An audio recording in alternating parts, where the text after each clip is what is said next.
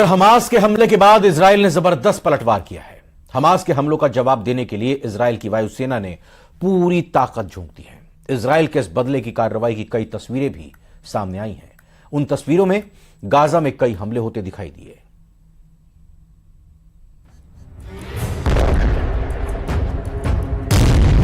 Gaza पर Israel की बमबारी, हमास के हमलों का करारा जवाब, इजराइल का बारूदी प्रतिशोध। आतंकी संगठन हमास के हमलों का जवाब देने के लिए इजराइल की वायुसेना ने ताबड़तोड़ रॉकेट दागे।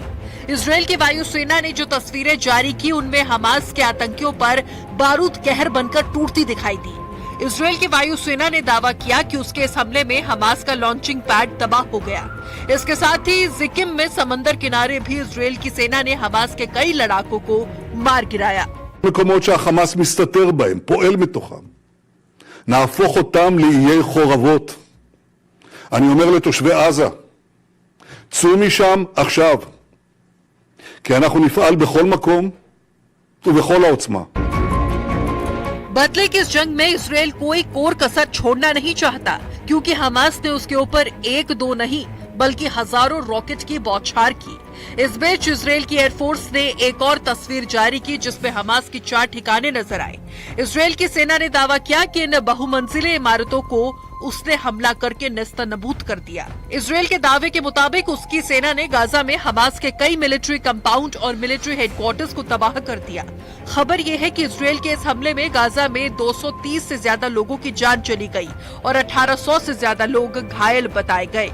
צה"ל יפעיל מיד את כל עוצמתו כדי להשמיד את יכולות חמאס.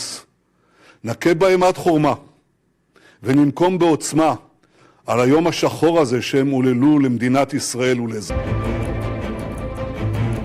यही नहीं, हमले के दौरान हमास ने इजराइल के कई नागरिकों और वहां के अफसरों को बंधक बनाने का दावा किया। हमास ने यह भी दावा किया कि उसके पास इतने बंधक हैं कि वो इजराइल की जेलों में सभी फिलिस्तीनी कैदियों को छुड़वा सकता है। हालांकि इजराइल के नागरिकों को बंधक बनाए जाने से नेतन्याहू ने हमास से हर हिसाब लेने की धमकी भी दी। אני אומר לחמאס, אתם אחראים לשלומם. ישראל תבוא חשבון עם כל מי שיפגע בסערה אחת מראשם. इजराइल पर हमले के बाद से ही उसके फाइटर जेट एक्शन में है और हमास के ठिकानों को चुन चुन कर तबाह किया जा रहा है।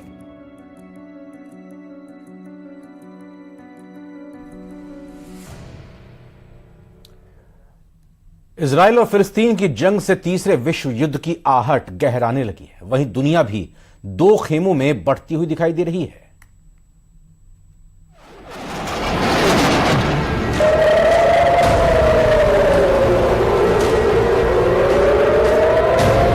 इजराइल और फिलिस्तीन जंग के बाद दुनिया 2 धड़ों में बंट गई, एक इजराइल के साथ तो दूसरा फिलिस्तीन के साथ।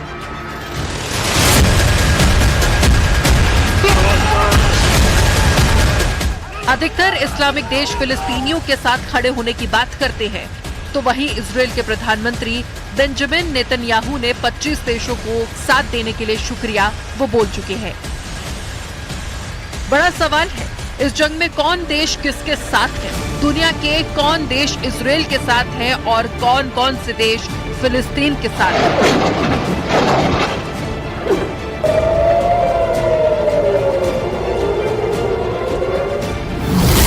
सबसे पहले इजराइल के साथ कौन देश है, इसे देख लेते हैं।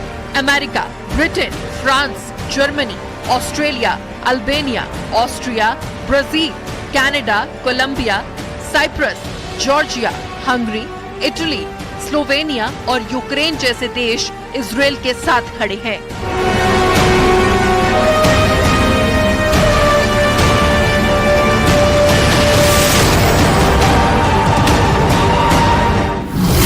दूसरी तरफ फिलिस्तीन के साथ चीन है, सऊदी अरब, तुर्की, सीरिया, ईरान, पाकिस्तान, कुवैत जैसे इस्लामिक देश इजराइल के खिलाफ हैं। तुर्की के राष्ट्रपति रेचेप तैयब अर्दोआन ने एक कदम आगे बढ़कर इजराइल को सख्त चेतावनी दे डाली।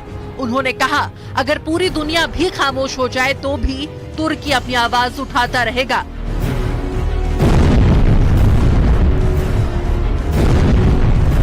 इजराइल पर हमास के आतंकी हमले के बाद प्रधानमंत्री नरेंद्र मोदी ने प्रतिक्रिया दी है।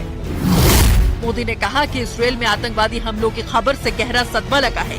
हमारी संवेदनाएं और प्रार्थनाएं निर्दोष पीड़ितों और उनके परिवारों के साथ है। हम इस कठिन समय में इसराइल के साथ एकजुटता से खड़े हैं।